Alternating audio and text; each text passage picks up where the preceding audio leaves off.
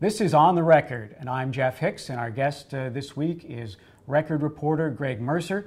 And Greg's been following a very important story locally and local politics, and that's the ongoing saga of Michael Harris. Yeah, so for folks who have not been following along, about 3 weeks ago, the Kitchener-Conestoga MPP Michael Harris was dramatically kicked out of the PC party over an allegation that he was having a sexual text conversation with a former party intern.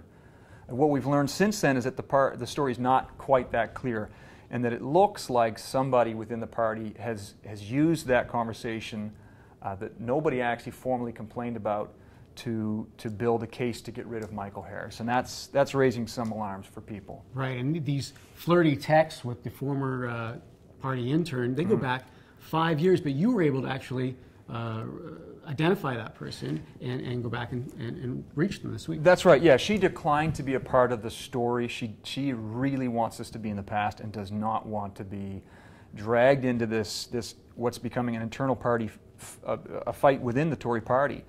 So we, as a newspaper, chose not to identify her. We know who she is, but we've kept her name private, and that was just a judgment call on the part of the newspaper. Yeah. Meanwhile, it's a very complex story to keep track of. As you mentioned, you've got Michael Harris, the Kitchener-Conestoga MPP.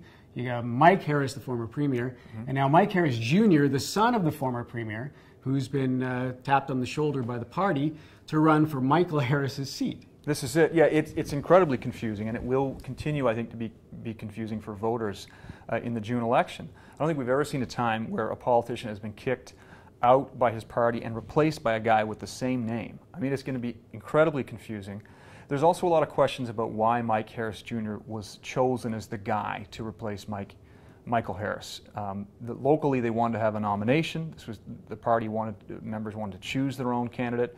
Instead, the man who wants to be premier, Doug Ford, he appointed Mike Harris Jr., who is the son, of course, of a former premier and a man who has raised a lot of money for the party. Okay, a very complex and important local political story, and you'll be reading more about it from Greg Mercer as the provincial election gets closer.